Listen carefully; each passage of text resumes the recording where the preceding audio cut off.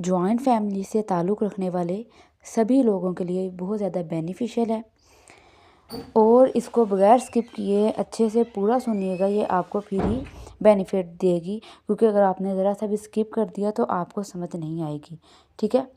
سو اب سٹارٹ کرتے ہیں۔ اب ایک عورت ہے، وہ صبح اٹھی، فریج میں پڑے انڈے اٹھائے، ناشتہ بنایا، خود کھایا، شوہر کو دیا۔ اب شوہر اپنے کام پر چلا گیا، عورت اپنے کام پر چلی گئی۔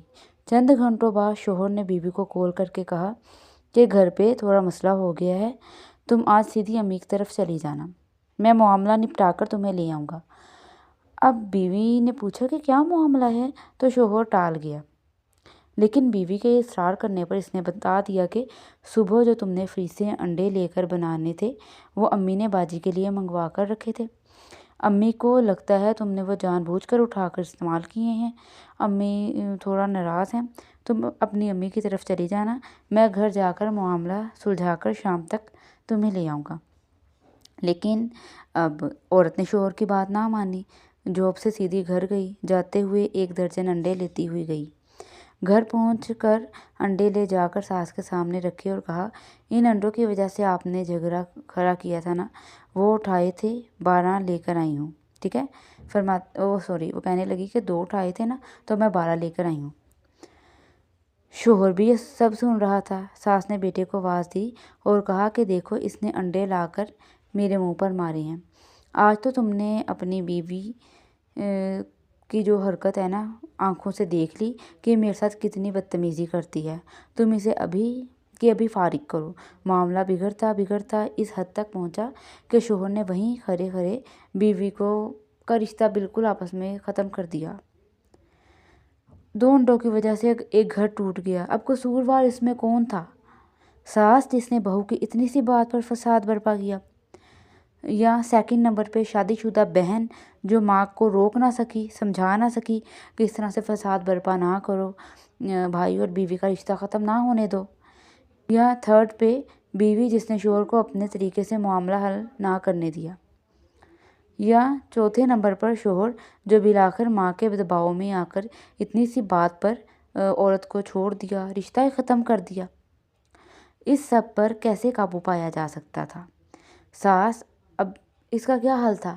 چھوٹی سی ایک بات تھی، اب کس میں کون قصوروار رہا؟ اب کیسے اس پہ قابو پایا جا سکتا تھا؟ نمبر 1، ساس یا تو ساس اپنا بڑاپن دکھاتی، انڈے دوبارہ منگوا لیتی۔ سیکنڈ نمبر پہ بہن ماں کو کسی نہ کسی طرح ٹھنڈا کر لیتی، یا تھرڈ نمبر پہ شوہر ماں کی بات کو ہلکے پھلکے انداز میں نظر انداز کر کے فون پر ہی سمجھا دیتا کہ کوئی بات نہیں، اگر میری بیوی سے اتنی سی غلطی ہو گئی ہے تو چھوڑیں، 2 انڈے ہی تو ہیں، منگوا لیں، اور بیوی کو فون نہ کرتا۔ یا چوتھے نمبر پر بیوی اس کو انا کا مسئلہ نہ بناتی، شوہر کی بات مان کر ماں کے گھر چلی جاتی، یا سسرال جا کر خاموشی اختیار کرتی، یا ساس سے معذرت کر لیتی کہ اوہو امی، مجھے تو پتہ ہی نہیں چلا، وغیرہ وغیرہ۔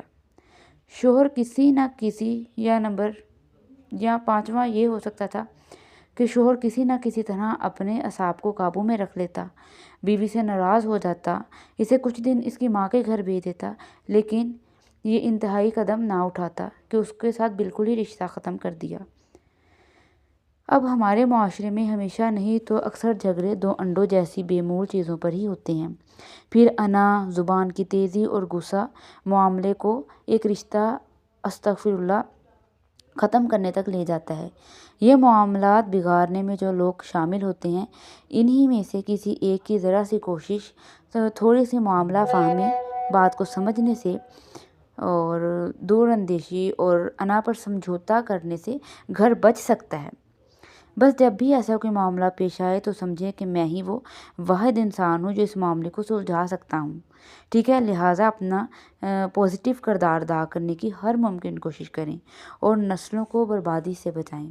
اب کیا ہوا کہ ایک چھوٹی سی بات پہ، ایک انڈوں کی وجہ سے کتنا ہو گیا کہ شوہر بھی جو ہے دباؤ میں آ گیا، وہی اپنے غصے پہ قابو پا لیتا، یا ساس इतना फसाद बर्पा ना करती, या बीवी अपनी ज़ुबान को काबू में रख लेती, या जो नंद थी वही अपनी माँ को समझा लेती, लेकिन किसी ने कुछ नहीं किया, तो जिसकी वजह से वो रिश्ता ख़त्म हो गया।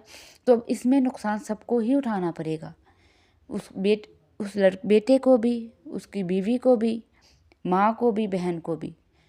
ठीक है, बेटे को भी कभी गुस्सा आएगा तो वो कहेगा कि तुम्हारी वजह से रिश्ता ख़राब हुआ, ख़त्म हुआ, मैं सुकून में था। और सास भी जो है सुकून में कैसे रह सकती है एक लड़की का घर ख़राब करके। सो हमेशा आप अपने थोड़ा समझें, थोड़ा कॉम्प्रोमाइज़ कर लें, ठीक है, रिश्ता बचा लें। रिश्ता बचाने के लिए अगर कभी थोड़ा अना को भी अपने जो है ख़त्म करना पड़े सो कर लें, मतलब किसी तरह से।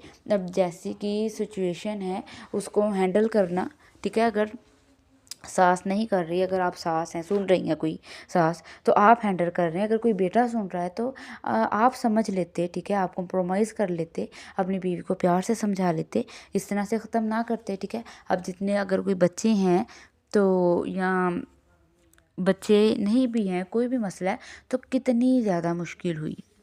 सो हमेशा कॉम्प्रोमाइज़ करें, एक खुद में सब्र रखें और अच्छे से जो है घर को बसने दें। और जो एक लड़की शादी करके जाती है, ठीक है, 18 से लेके वो 25 28 30 जितनी भी एज तक है, सो वो अपने खुद को जो है अपनी लाइफ को उसने अपने हस्बैंड के साथ गुजारना है। अपने हस्बैंड को भी प्यार से समझा सकती थी वो, मतलब किसी तरह से भी कर सकती थी। तो पहले तो सास को भी चाहिए, मतलब कि किसी तरह से भी एक दूसरे की लाइफ में जो है फसाद ना डालें, सुकून से रहें और सुकून से रहने दें, एक दूसरे की बातों को इग्नोर करें। क्योंकि आजकल आपको पता है वैसे इतना ज़्यादा डिप्रेशन और एंजाइटी हो रही है कि मामलात बहुत ज़्यादा ख़राब हो रहे हैं। और मामलात को समझें और जैसे हो सकता है कंट्रोल रखें। कुछ अपने अंदर चेंजिंग लेके आना भी ज़रूरी है रिश्तों को बचाने के लिए। और उसके बाद जो हस्बैंड हैं उनको भी चाहिए कि वो अपनी बीवी के साथ कॉम्प्रोमाइज़ करें, प्यार से रहें, ठीक है। तो छोटी छोटी बातों पे ऐसे गुस्सा होना या माँ के दबाव में आ जाना, तो ये बहुत गलत बात है। और वहीं पे लड़की को भी चाहिए कि वो कॉम्प्रोमाइज़ करे, समझदारी के साथ चले, क्योंकि कॉम्प्रोमाइज़ करने से जो है रिश्ते अच्छे चल जाते हैं।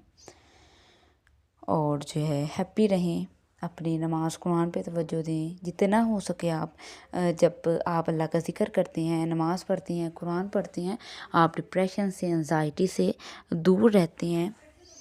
और आप देखेंगे कि आपकी जब इस तरह से करेंगे तो आपकी लाइफ कितनी, जब आप नमाज कुरान के साथ रहेंगे, आप में जब दीन की समझ भी आ जाएगी, तो आपका घर आना कितना पीसफुल हो जाएगा। सो मैं मतलब जितनी बात समझा सकती थी वो मैंने समझाई। होपफुली आपको ज़रूर समझ आई होगी और आपने बगैर स्किप किए देखी होगी। सो मेरी वीडियो को लाइक कीजिएगा, और अगर तो आपको समझ आ गई ना तो आपकी लाइफ बड़ी इजी हो जाएगी। और मेरे चैनल को भी सब्सक्राइब कर दीजिएगा, अपनी बहुत सी दुआओं में याद रखिएगा। और हेल्दी लाइफस्टाइल को भी साथ साथ ज़रूर फॉलो कीजिएगा। जैसे कि अब मैंने भी अंदर मैं छोड़ देती हूँ, मतलब बड़ा जंग पे आ जाती हूँ।